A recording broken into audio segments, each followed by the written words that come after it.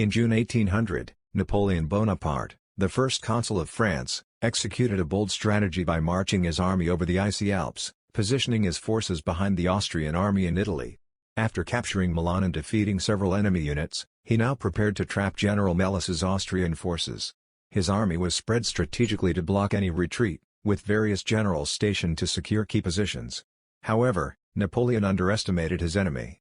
Instead of retreating, Melis concentrated 30,000 troops around the fortress of Alessandria, ready to counterattack.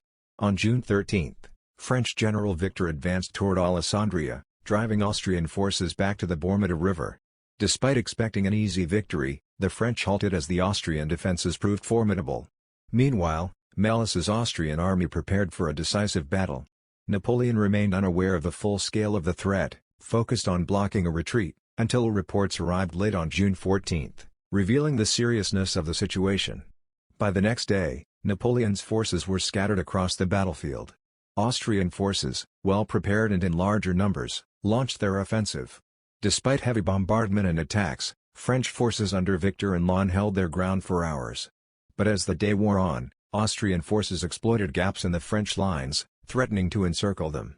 Napoleon, who had been miles away, rushed to the battlefield with reinforcements. Despite their determined resistance, the French were forced into retreat by overwhelming Austrian numbers. The situation looked bleak until General Dizay arrived with fresh troops late in the afternoon, just in time to turn the tide. Dizay led a counterattack, but was tragically killed in the fighting. His forces, alongside a cavalry charge led by General Kellerman, caused the Austrian lines to collapse, turning what seemed like certain defeat into a dramatic French victory. By nightfall, the Battle of Marengo had become one of Napoleon's most remarkable comebacks. Though the French suffered heavy casualties, they secured control of northern Italy. The victory solidified Napoleon's position as the leader of France, while Austria was forced to negotiate peace soon after.